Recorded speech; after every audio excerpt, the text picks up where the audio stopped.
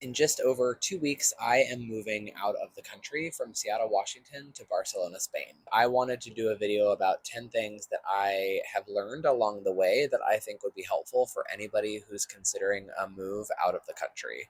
This is Oliver, by the way, and he is absolutely coming, and he is also absolutely one of these tips. I've been planning this for months. By the time that we move, we will have been 9 months deep into planning and organizing and prepping for this move. Whether you're thinking about moving abroad or somewhere deep in the process, I hope that you can find something helpful from this video. So let's get started. Number one, the paperwork is a moving target.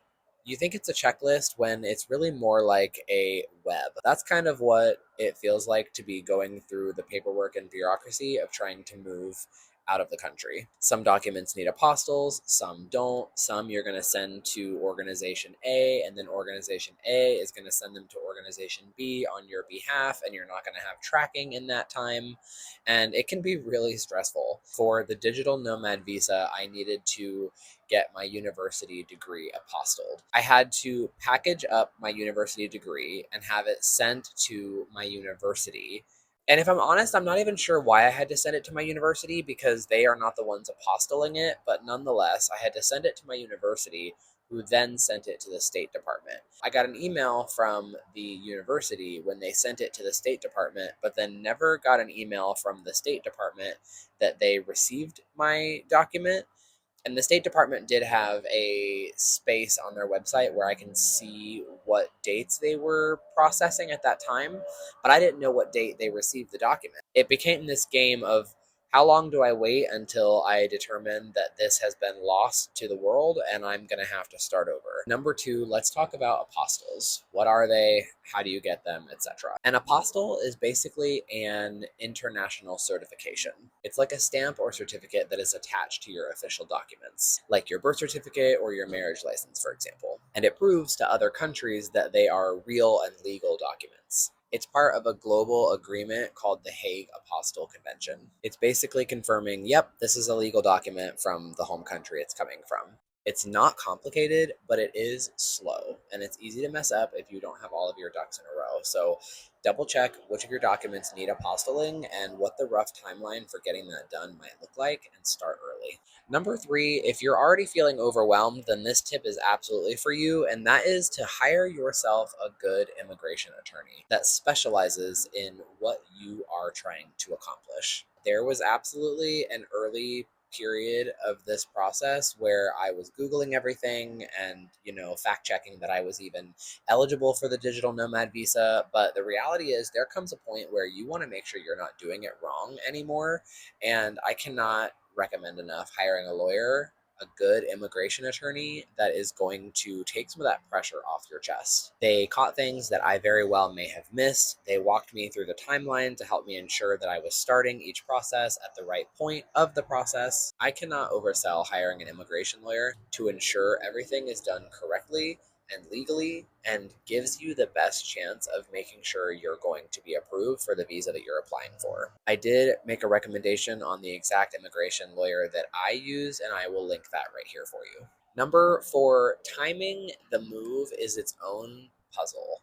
Your visa approval does not automatically sync up with any type of lease that you might be in, and the flights don't sync up with when you sell your furniture and your bed, and whether or not you're sleeping on the floor the last night is really just a game of what you sell and when you sell it and what you're willing to do. It can be a logistical nightmare, and you really just have to think through all of those details. For example, I'm leaving on August 5th, and when I reached out to my apartment building that I'm in now, they told me that I was going to have to pay for all of August because they were not going to be able to get somebody in here right when I left. And I had to push back on that because I know this place will get rented out quickly. So I had them agree with me, if we can find someone who will take over this lease right behind me, I will not have to pay for the rest of August when I'm long gone. And they agreed. And since then, we have had someone look at the place and decide to rent it out, which saved me having to pay for all of August for this place. Number five, downsizing can be an identity crisis sometimes. Some stuff I find and it's out the door in a second with no emotion. Other times, you're pulling out a pack of stickers that you never expected to feel so emotional about and you haven't even seen in several years, but then you see it and you realize that you love it and you miss it and you're trying to make space for it in the small amount of luggage that you have. That whole process, looking at each individual item, can be a lot. So I recommend starting earlier. I've done several iterations of getting rid of my stuff. I've gone through the contents of my bathroom several times. That might not be for everyone. You might prefer to do it in one swing, but I found it easier for myself to go through chapters and whittle my way down to exactly what it is I wanted to take with me. It's not just decluttering, it's letting go of little things that you may think are a part of who you are or things that hold a lot of sentiment, and that can be really heavy. So give yourself the time to do that with some patience. Number six, if you are traveling with a pet, just know that they are going to have their own stack of paperwork just like you do.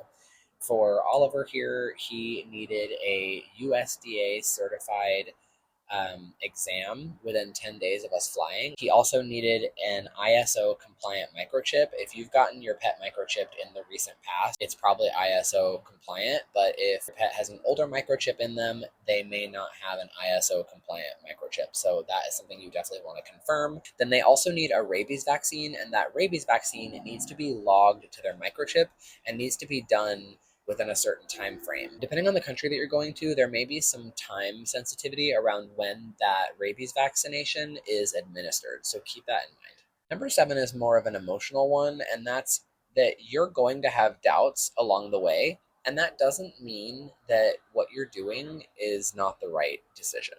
Even when things were going well, even to this day, I ask myself, am I making the right decision? The second guessing is totally normal. You are making a huge life change, and it is expected that the part of you that wants to stay safe and be able to predict life is not going to be happy. Just sit with that discomfort and know that growth comes from those moments of being uncomfortable, and you are going to be okay. Change is good. Growth happens when you're uncomfortable. But when you're already having a bad day and then you have to think about the fact that you're moving your entire life to another continent, it can be really overwhelming. Feel those feelings, ride the wave, and know that you are making the best decision for yourself. And it's okay to feel doubt, and it does not mean that you need to stop. You only get one life, so take the trip and see what's on the other side. Number eight, packing strategy is everything. I was originally on a hunt for the most budget friendly, large checked suitcases until some friends on social media told me that Amazon has these blue moving boxes that work even better. A, because they fold up into nothing when I get where I'm going. I was struggling with trying to figure out where I was going to store four large checked suitcases when I got to Barcelona, and now I don't have to worry about that because I'm using these moving boxes. They actually carry more volume than the one large suitcase that I already had anyway. So this was a huge hack for me. I also recommend getting vacuum seal bags to put inside of those moving boxes so that you can really condense your stuff down to almost nothing. Number nine, and this is not something that I have completely done myself yet, but it's something that I know is important to do specifically before you move. You do want to port your number before moving out of the country if you care about still using that American phone number. So it's important that I port that number over to a service like Tello or Google Voice before I leave.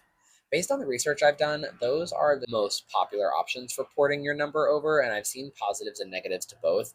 I'm leaning towards Tello, but I do have more research to do here. But just know, if you are moving out of the country and you want to keep your American phone number, you need to do that porting before you leave your home country. Number 10 is just all things getting a bank account. The US banking system does not make international travel easy, and it can be a lengthy process trying to get a foreign bank account based on the different requirements that those bank accounts might ask of you to provide in order to have a Spanish bank account or a foreign bank account. I've heard a lot of good things about the company Wise for doing money transfers from one foreign currency to another. And so this is also something that I need to look into more. but it is an important part of the process, and it's a company that I'm going to be doing some research on to see if it's a viable solution for me. That was a lot of information, and if you are at this point of my video, I really appreciate you watching it this far. This channel is brand new. I'm still getting my footing around here. I do also have a TikTok where I am posting much shorter form content on a regular basis, and you can find that at Kyle in Motion, just like it is here on YouTube. And if this helped you at all, I hope you will hit that like button. Send me a comment if you have any questions or additional information on any of the points that I mentioned. And if you're planning a move abroad or just curious about someone who is going through the motions right now, I hope you'll follow me, as I'm about 2 weeks away from picking up my entire life and moving to Barcelona from Seattle, Washington. Thanks for watching, and I'll see you next time.